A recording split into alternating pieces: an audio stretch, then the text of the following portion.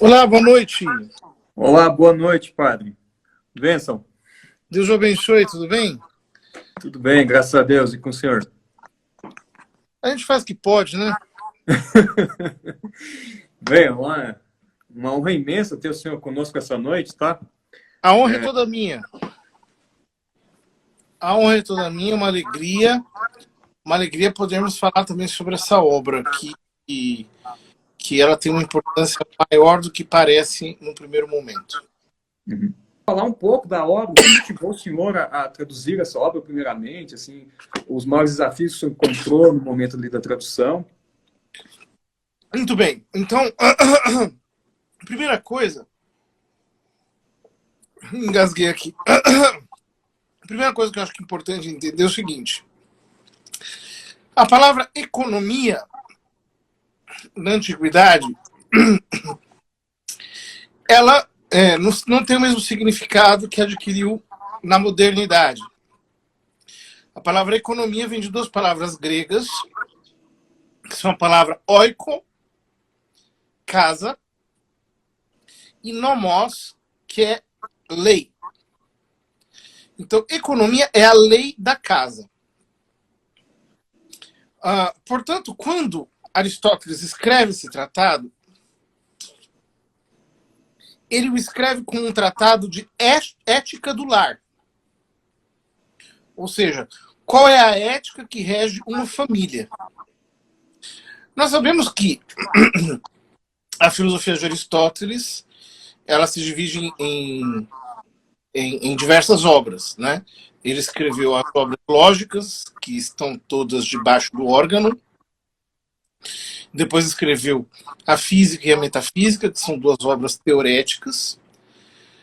E depois ele escreveu a ética e a política, que são obras de filosofia prática.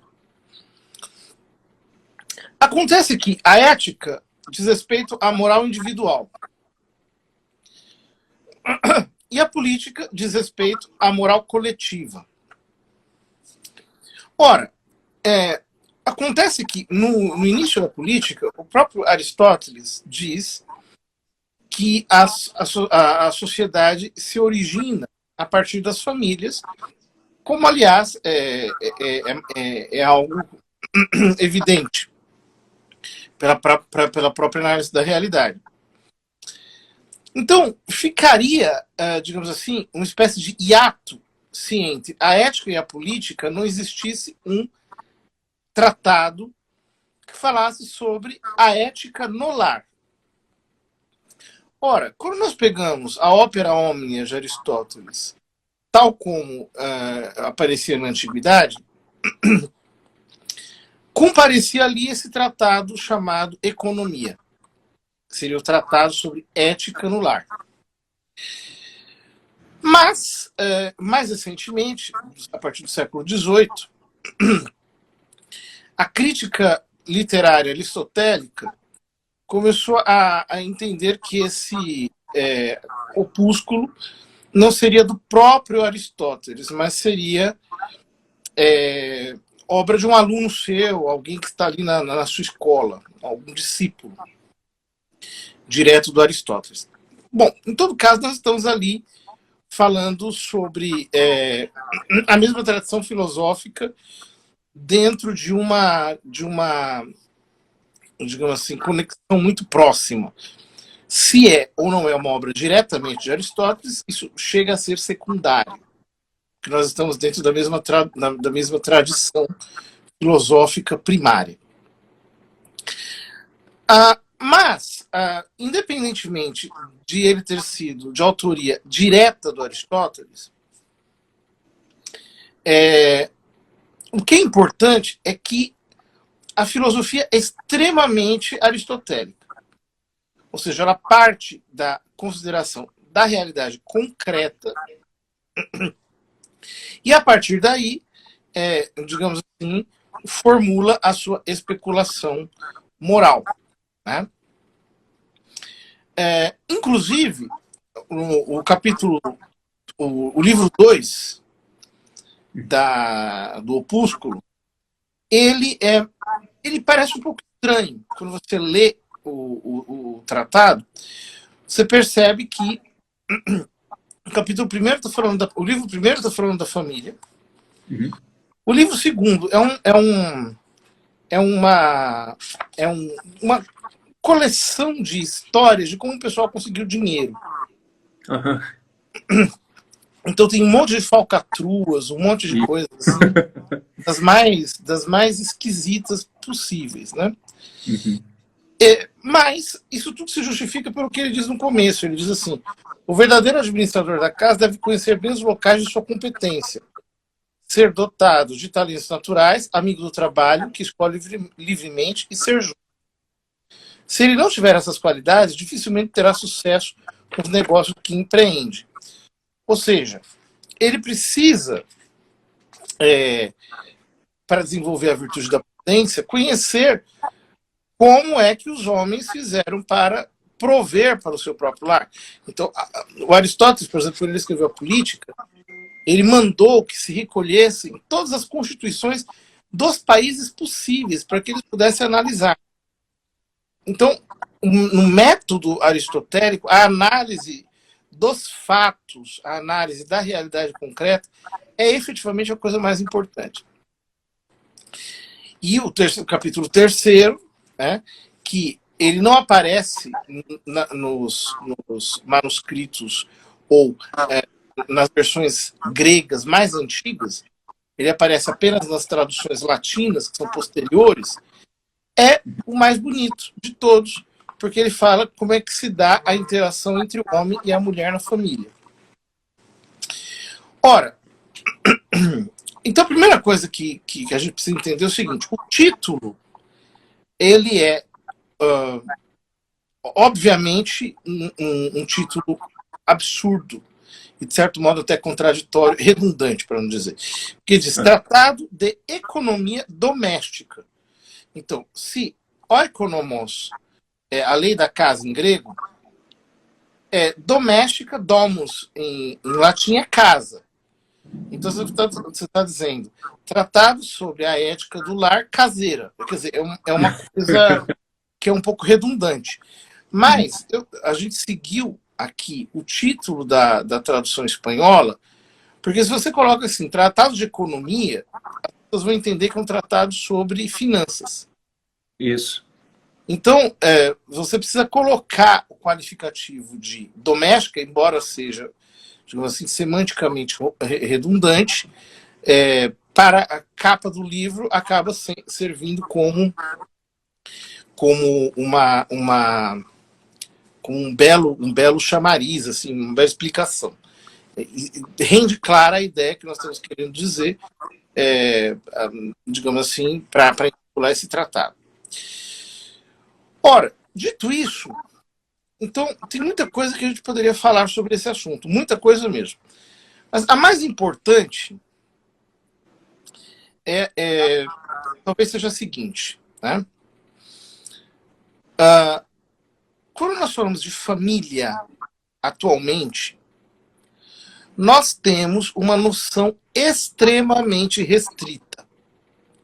Nós praticamente não sabemos o que é uma família nos termos da filosofia tradicional, ou não do ponto de vista tão somente filosófico.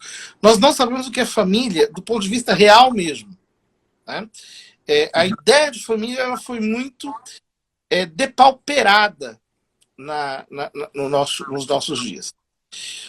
Veja bem, a palavra grega casa é chamada de a palavra oikos. O grego ele tem uma diferença em relação ao latim, né? Uma diferença que tem alguma relação com a geografia digamos assim, da procedência dessas línguas, né?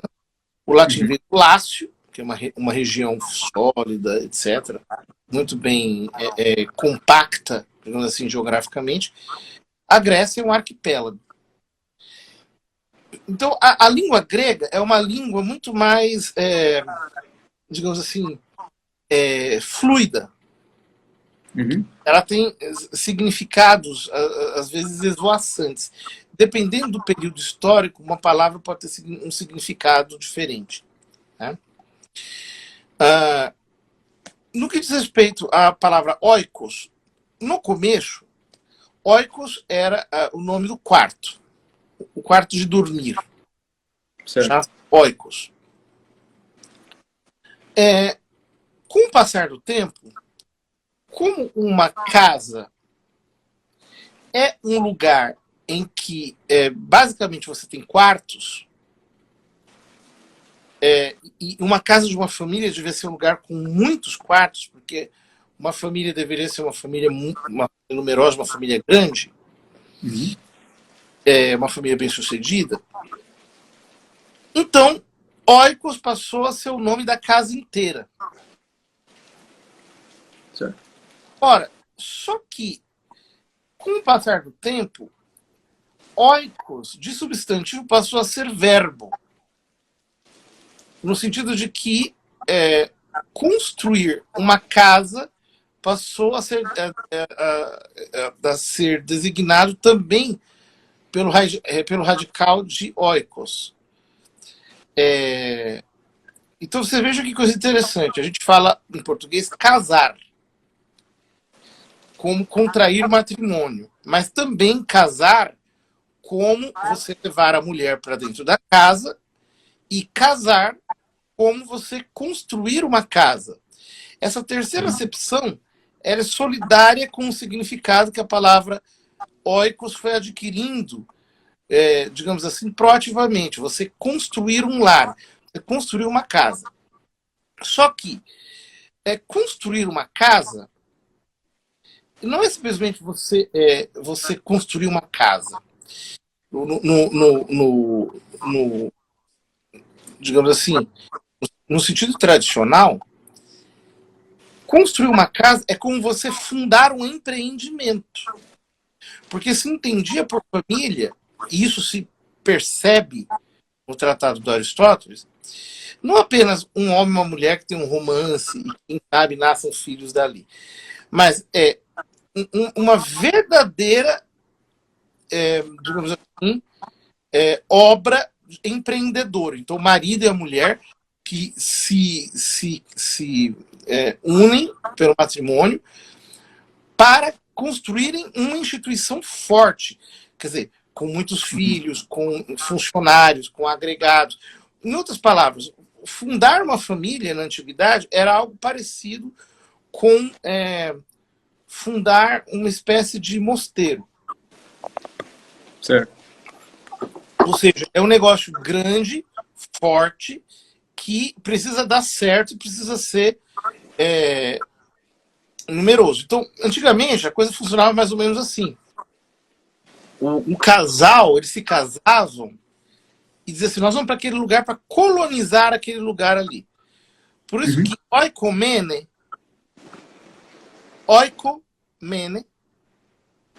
passou a significar um mundo civilizado. Porque você civilizar um lugar, você ir lá e aquele lugar não é povoado, aquele lugar é parado, aquele lugar tem gente bruta, aquele lugar...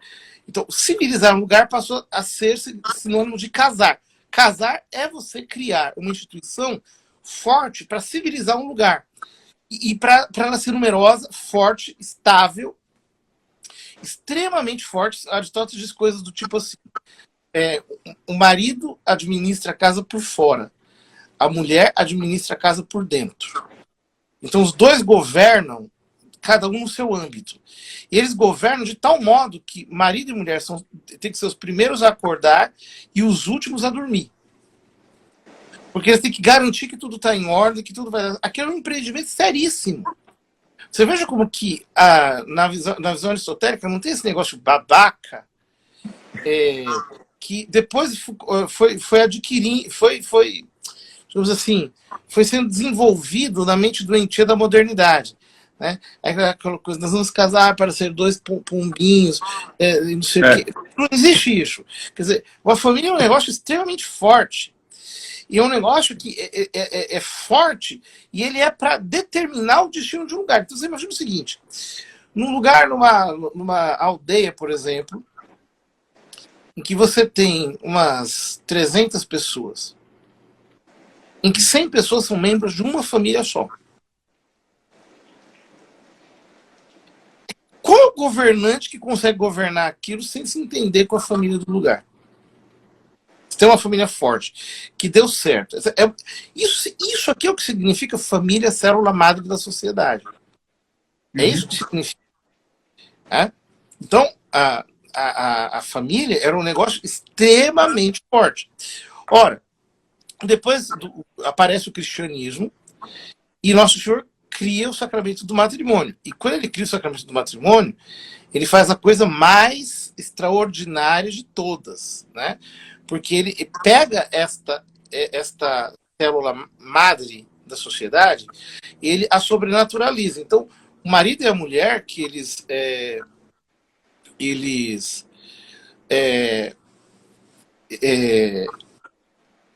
digamos assim, vão fazer esse empreendimento forte e poderoso, eles não vão apenas fazer um empreendimento forte e poderoso, eles vão fazer um empreendimento que tem que ser sobrenaturalmente bem sucedido. Então, é mais ou menos como fundar uma igreja, em que o marido e a mulher são os cabeças dessa igreja. Então, é um negócio que tem que ter uma força espiritual extremamente forte. Os dois precisam... Isso é que é o sacramento do matrimônio.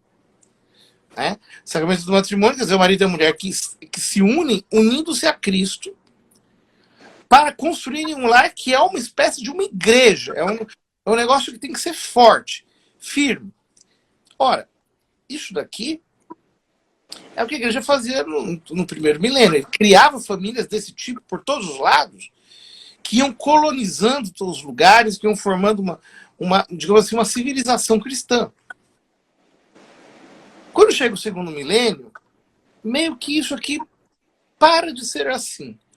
Essa visão, digamos assim, empreendedora para de ser assim. Hoje, inclusive, tem gente aí que ensina só o pessoal, sei lá, né, a ser bom cristão, a ter, sei lá, a ter boas famílias, casamentos bons. Isso é muito pouco, minha gente. Isso é muito pouco. No nosso mundo em decadência, isso aqui não é nada, porque você não vai conseguir reverter o processo. Você vai conseguir, talvez, um pouco ralentá-lo. Mas para revertê-lo, você tem que reverter o entendimento do que é família. Ora, veio a Revolução Industrial, e a Revolução Industrial faz uma mudança extremamente cruel. Por quê? Ela quer construir uma nova civilização sob outra base. Ou seja, a base da civilização tradicional é a família. E é família forte. Família em sentido forte, em que todo mundo trabalha junto, em que é uma galera unida, forte, decidida, é um time poderoso que vem para dominar o lugar e para fazer as coisas funcionarem.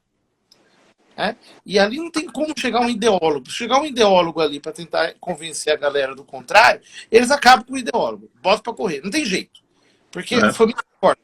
São eles que dominam aquele negócio ali e não o contrário. Ora, aí vem o pessoal do mercado financeiro e cria na cidade, cria as cidades modernas, né? Com as empresas, e ao lado das capitais, os subúrbios, grandes subúrbios, o pessoal começa a mudar para lá, e aí a família se fragmenta. Primeiro que cada um tem um trabalho, o pai trabalha numa coisa, a mãe numa outra, os filhos em outra. Depois, cada um tem uma educação, é tudo fragmentado, tem que ser pouca gente. Você não tem uma casa propriamente, você fica mudando de um lado para outro. Você não tem estrutura espaço-temporal. Isso aí se acaba. Ou seja, a família moderna é um núcleo forte e fragmentado que apareceu para ser destruída. Porque a nova base da sociedade que surge na Revolução Industrial não são mais as famílias, são as empresas. São as empresas. É lá onde você passa a maior parte do seu tempo. São com aquelas pessoas ali com quem você convive a maior parte da sua vida. E você está trabalhando, você está vendendo o seu trabalho por um preço injusto, e as pessoas ficaram viciadas nisso, o negócio delas é só trabalhar para ganhar dinheirinho. Isso aqui é a modernidade.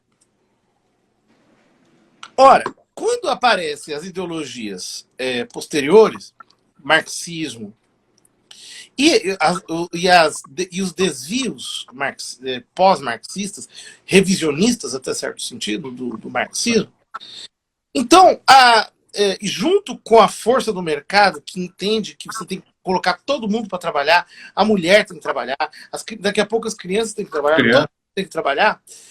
Então, fica muito assim, muito claro, muito evidente, muito óbvio que a família tem que destruir, que a família é uma estrutura que ela emperra o surgimento de um mercado bruto.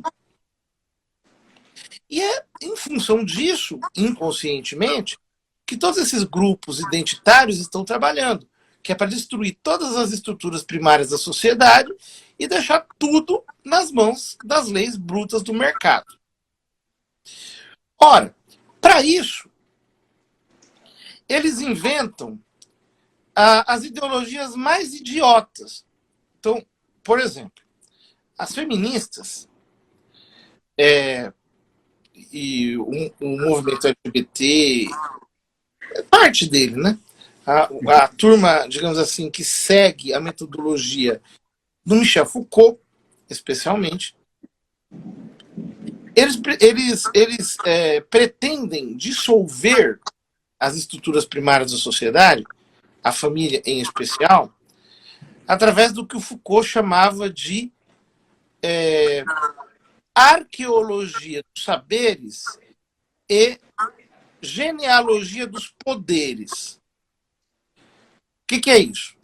Como ele leva até as últimas consequências a ideia de que a verdade não existe e que toda verdade, no fundo, é uma imposição autoritária, então ele pretende rastrear, digamos assim, a origem das verdades para chegar na sua, digamos assim, vacuidade original, para mostrar que aquilo não passa de uma construção arbitrária. E, para isso, ele começa a analisar quais são os poderes que estão por trás daquele discurso, a fim de dizer, olha, foi esse poder aqui que criou essa verdade falsa, que é uma imposição absurda, etc, etc, etc. Bom, com essa metodologia aí, eles inventaram a teoria do patriarcado. Toda essa gente fala disso o tempo todo. Então, o que eles dizem, né? Bom, eles dizem o seguinte: não existe homem e mulher. Então, a ideia de que existe homem e mulher é uma ideologia, é uma imposição nefasta, que foi criada para silenciar digamos assim, elementos contestatórios, né, desse discurso de poder. E quem fez isso? Né? Quem criou essa ideia de que existe homem e mulher? Quem criou essa verdade, entre aspas, de que existe homem e mulher, segundo eles? Quem criou isso foi o patriarcado. Então, o patriarcado é uma estrutura de poder que perdura ao longo dos milênios, né? Que começou, sei lá, por volta de 20 mil anos atrás, e que tem por objetivo subalternizar as mulheres e, digamos assim,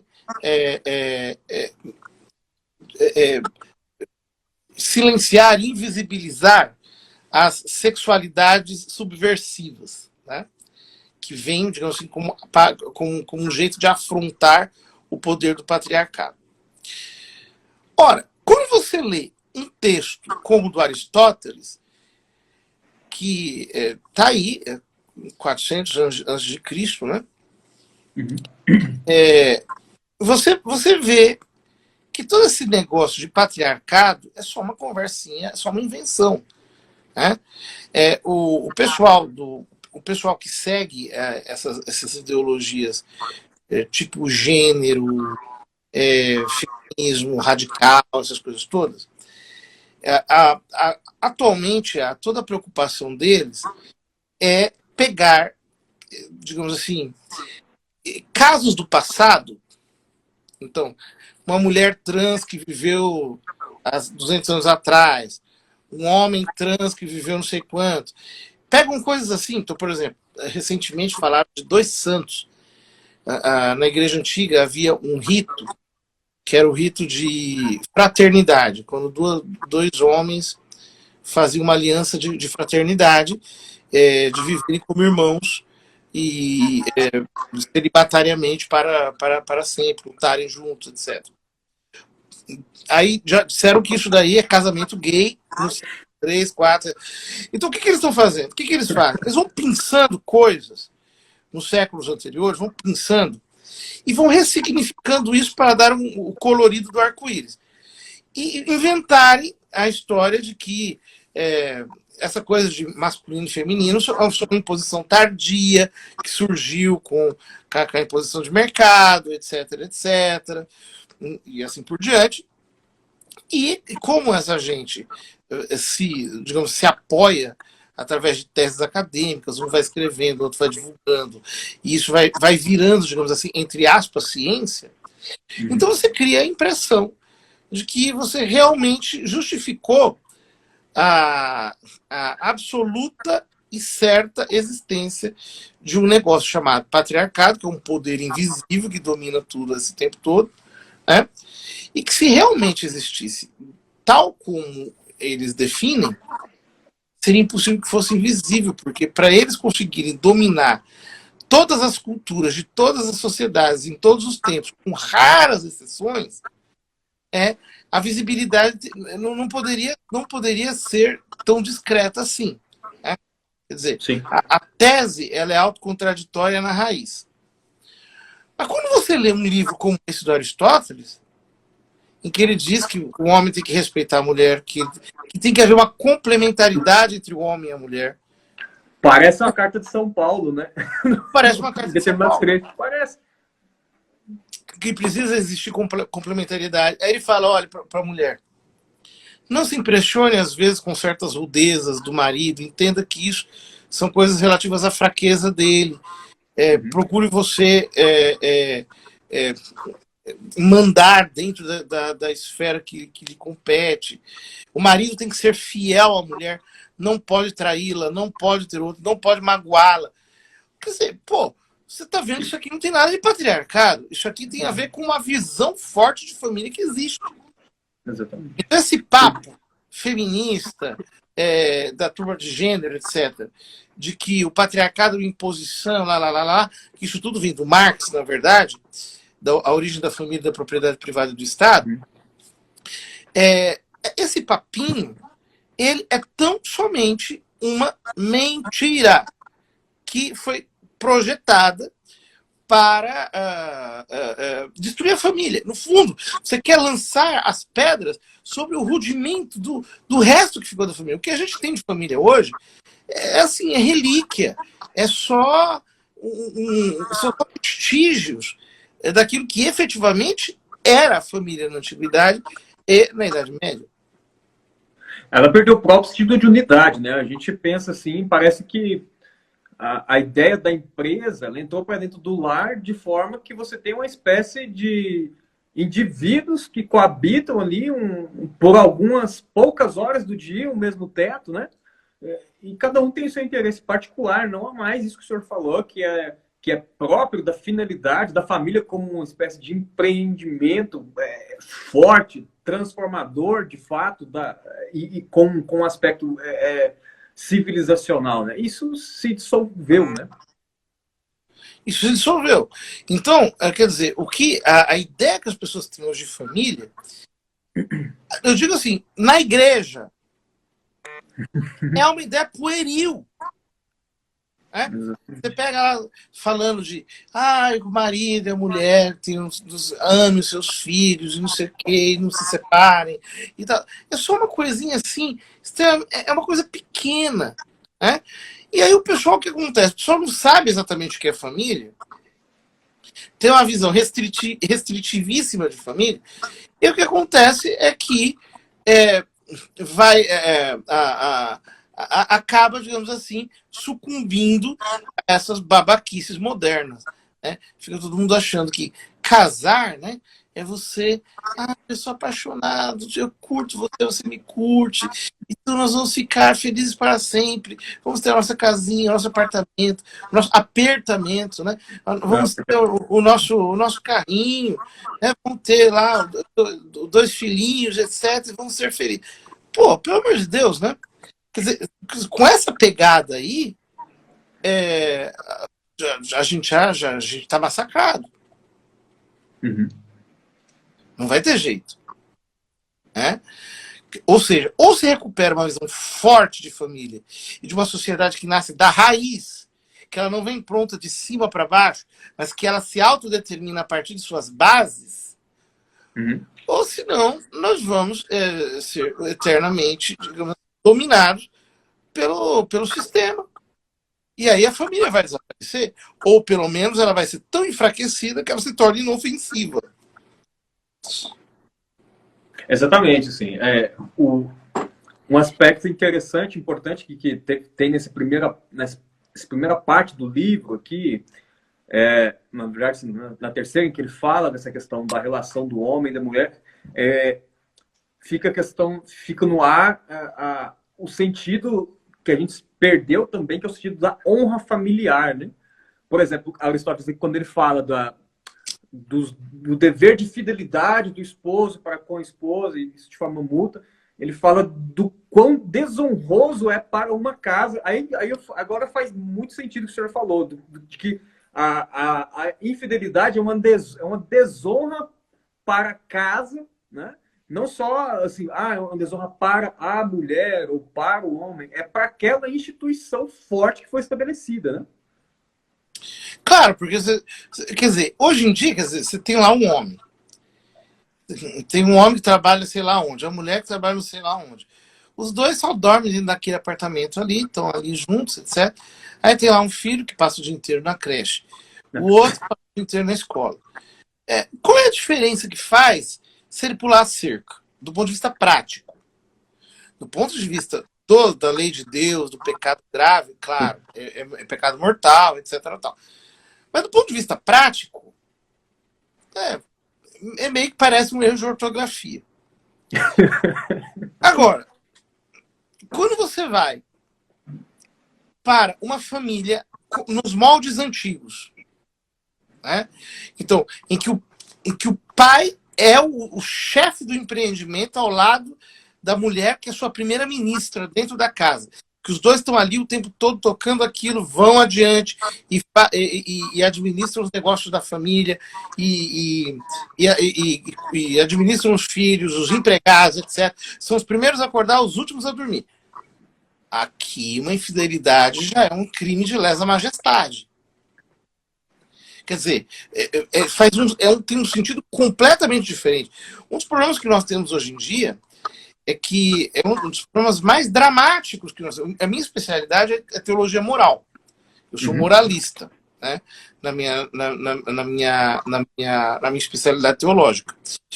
Um dos problemas que a gente tem é que a teologia moral, a moral católica, a moral cristã, ela surgiu num tipo de civilização. E o que acontece? Desde a Idade Moderna, e sobretudo desde a Revolução Industrial, esse tipo de civilização ele foi desmantelado pela Revolução, pelas consequentes revoluções. E aí o que acontece? As leis morais elas parecem ser totalmente arbitrárias. Sim. Porque na prática, a pessoa ela não entende muito bem por que tal coisa é pecado, por que tal coisa é virtude. E o argumento moral, ele soa muito legalista.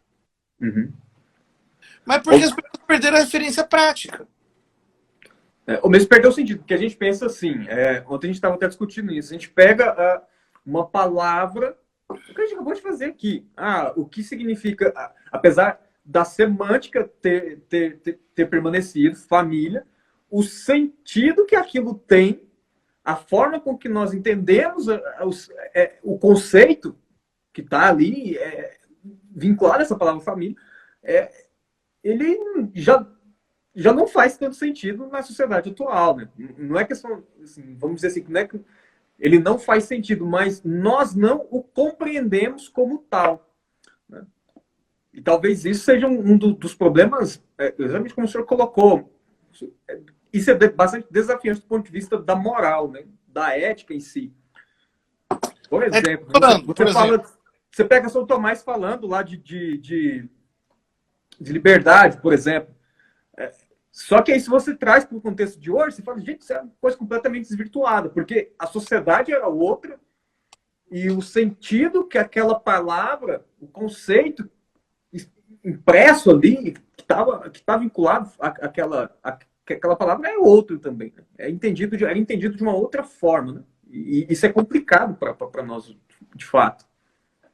Entendermos isso. Né? Enlouqueceu. Você está numa sociedade maluca, e aí as pessoas já não conseguem entender mais nada.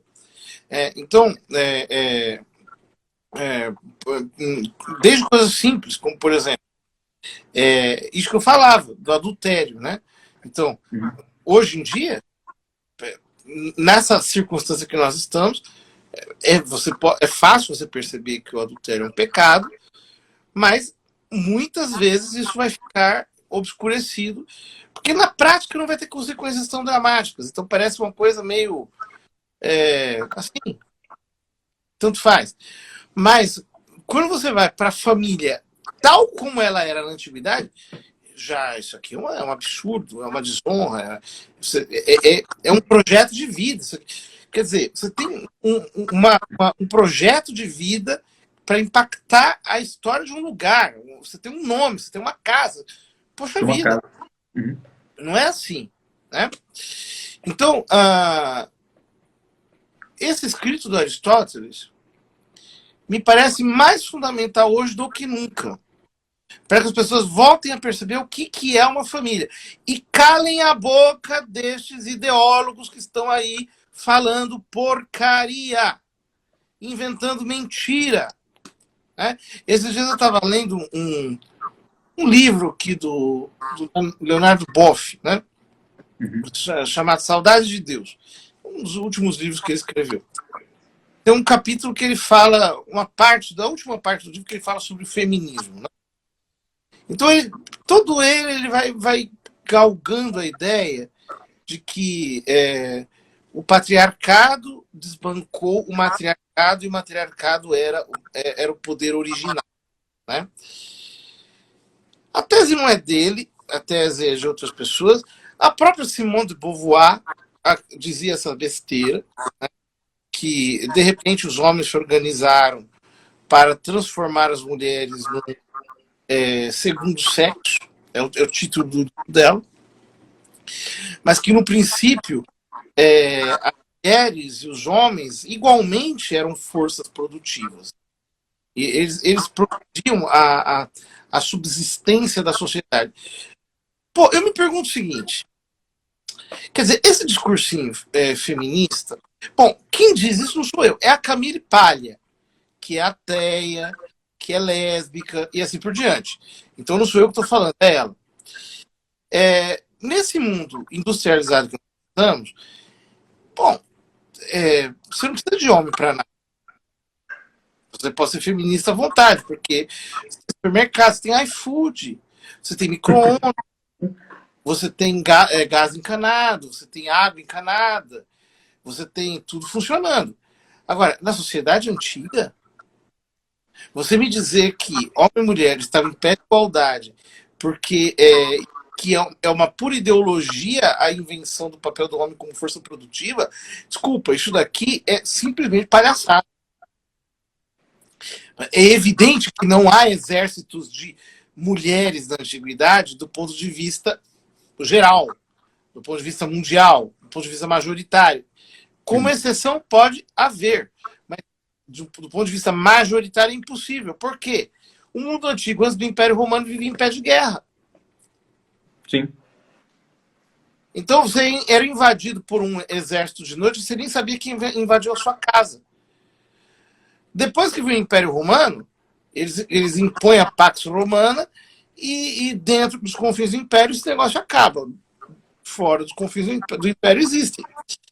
Então você veja, todas essas ideias malucas, elas vão inventando, vão dizendo com ar de autoridade, citando bibliografia, falando como se fossem grandes expoentes, com grande desenvoltura, mas na verdade tudo não passa de bobagem, não tem fundamento na realidade.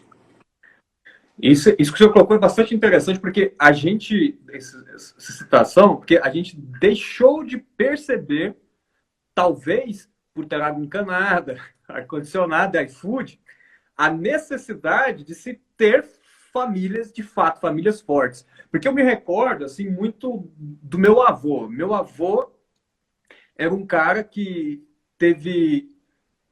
Meu pai conta que eles tiveram coisa de 16 filhos, assim, e sobraram 8. Muitos morreram, né? E ainda assim, meu avô criou mais 3. Criou um filho de um indígena que a tribo abandonou e ficou sozinho e tudo. E meu avô fez tudo isso junto com a minha avó, assim, vagando mesmo, assim, em busca de sobrevivência, sertões afora. E ter uma família forte era algo que eles percebiam como algo necessário para a própria sobrevivência da casa. Eu me lembro de histórias, meu avô contar histórias desses assaltos que aconteciam, né, na Idade Média, né, no Império Romano, mas assim, que aconteciam assaltos nessas fazendas e tudo, o pessoal morava, via gente, sabe lá de onde, que queria matar todo mundo, e queria fazer toda sorte de coisa, e com essas famílias que viviam de forma bastante isolada, né, não tinha tanta comodidade. E eles contavam, por exemplo, das armas, né? O fato deles terem essa necessidade. Você tinha que ter muito filho, você tinha que ter. Os filhos deveriam ser preparados, deveriam ser fortes o suficiente para defender a família de toda e qualquer coisa que pudesse vir ameaçá-la, né? Eles tinham várias histórias assim, nós ainda falamos dos nossos avós, porque o que acontece? A Revolução Industrial, ela na primeira, na primeira fase, ela se estendeu na segunda metade do século XVIII, na Inglaterra.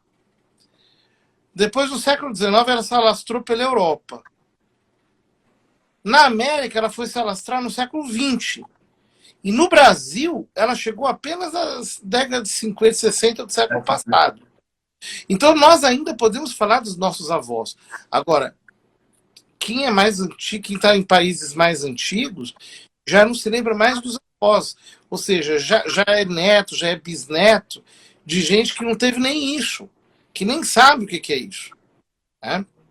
Então, de fato, a Revolução Industrial erodiu a estrutura familiar, está construindo uma sociedade nova sobre outras bases que não são a família e que também não são a religião, são apenas valores de mercado, e isso daí não vai levar a humanidade para lugar nenhum. Pelo contrário, vai transformar todo mundo numa horda de zumbis dominado por poderes anônimos. O Chesterton, ele tem um texto dele, se não me engano, num livro que chama The Well and the Shallows, em que ele fala, né, ele deixa muito claro, ele utiliza exatamente essa frase, né? Não cansamos de repetir que a Revolução Industrial foi ela quem destruiu a família na modernidade, né? Ela realmente fez isso que o senhor, né, bem colocou aqui para nós. É interessante que o Chesterton fala que algumas vezes, quando ele estava em casa, ele gostava de fazer coisas inusitadas, como do tipo assim, eu gosto de comer no chão cada dia um local diferente, para mostrar que eu tenho essa autonomia de fazer o que eu quero dentro da minha própria casa. Assim. Algo que também, uma ideia que está apresentada nesse livro aqui, que o Chesterton coloca de forma bastante interessante, que é assim, olha, a família, ela precede a organização social, o Estado, etc.,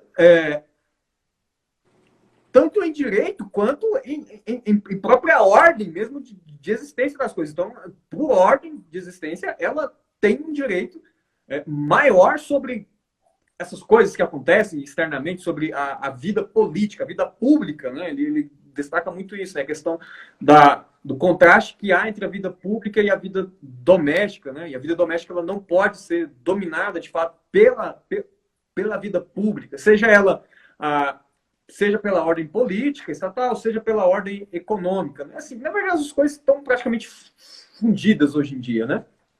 Na verdade, é o contrário. Isso daí já é uma coisa grande, só que nós temos que entender o seguinte: na visão do Aristóteles, que é a visão realmente correta mesmo, não é que a família não pode ser dominada pela vida pública. É o contrário, é a família que tem que dominar a vida pública. É a família que tem que se impor sobre a vida pública. Então, a família tem que ser uma estrutura forte para ela determinar as políticas locais. Então, é o que eu dizia. Imagina assim, você chega numa cidade antiga que tinha, sei lá, 800 moradores e só uma família tinha 150 pessoas, 200 pessoas. Quer dizer, acabou. São eles que mandam ali. Não tem como você chegar ali tentando ensinar alguma coisa. São eles que mandam. Isso aqui é o que significa família célula-madre da sociedade. E isso aqui é o que significa que a família ela tem poder de autodeterminação, como a igreja ensina. A família tem poder de autodeterminação. A família tem que estabelecer políticas familiares. A família tem que determinar a educação. Mas que família, pombas? É essa família. Porque essa famíliazinha de 4 pessoas, eles não determinam nem o que eles comem. Eles seguem o que todo mundo faz, porque não tem possibilidade. Eles não têm autonomia sobre nada. Aí o pessoal acha, mesmo o pessoal da igreja, que a coisa mais maravilhosa é você simplesmente formar as pessoas para elas terem doutrina, para elas terem um bom casamento, para serem bons cristãos, casamentos bonitos, para famílias alegres, famílias um pouco mais numerosas, em que está todo mundo ali. Se for nessa toada, no máximo a gente vai conseguir dar uma diminuída na aceleração da destruição. Mas reverter o processo não tem jeito, porque nós estamos tentando santificar um tipo de família que ele nasceu para morrer. Entendeu? É como você levar a unção dos enfermos para o moribundo. Tá, você vai fazer um bem para o moribundo, você vai salvar a alma do moribundo, mas você vai morrer do mesmo jeito. Né? Então, se você quiser ter essa noção, agora você imagina, se os casais cristãos entendessem que eles não estão casando simplesmente por gostarem, né? Ai, nós somos muito bonzinhos, né? Nós nos amamos. Bom, para não falar dessas coisas mais baixaria que poeticamente extravasam nos funks brasileiros, né? É uma coisa assim, metafísica, que os casais estão falando de amor, né?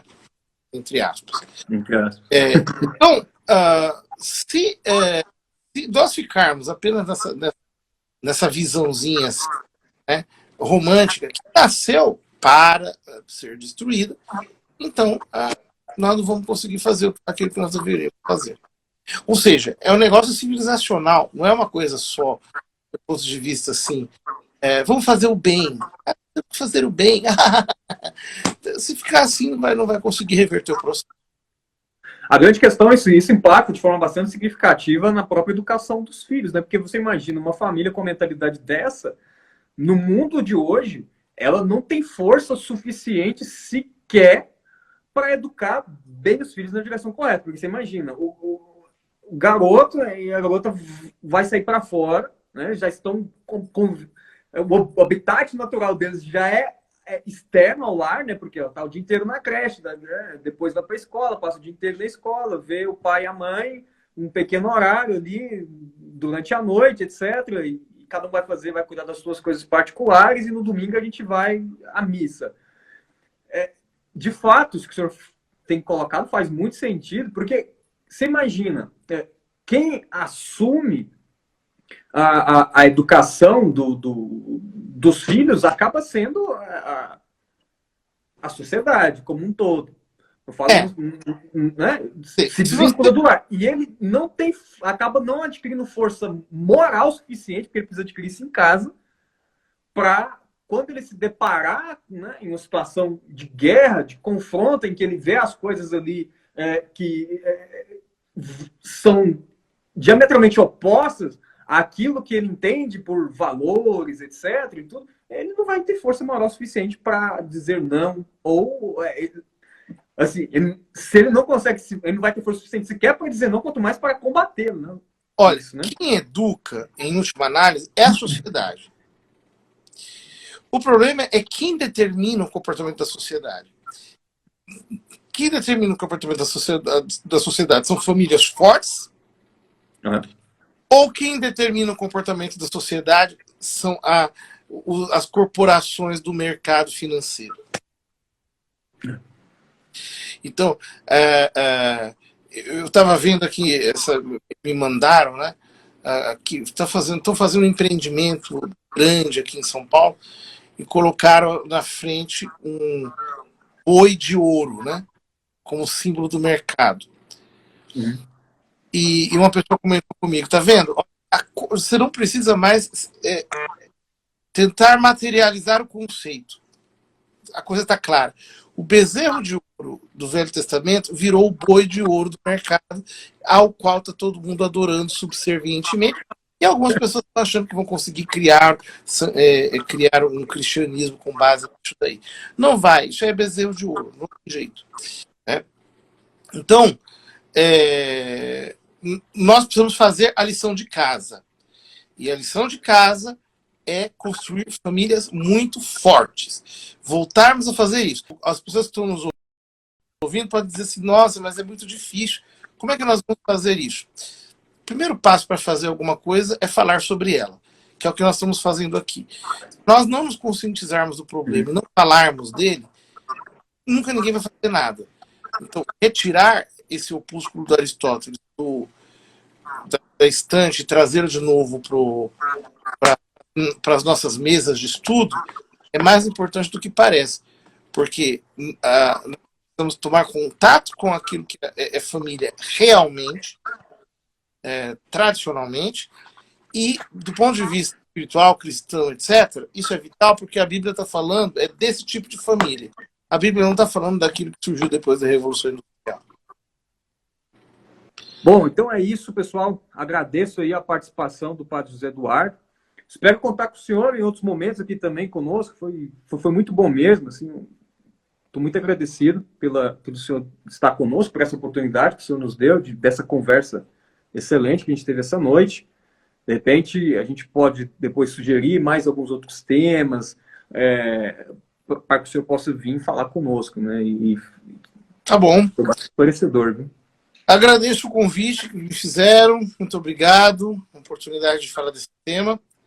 Que Deus abençoe e que nós possamos, em outros momentos, também nos encontrarmos. Tá bem. Um grande abraço. Um grande abraço. Tchau, tchau. Tchau, tchau.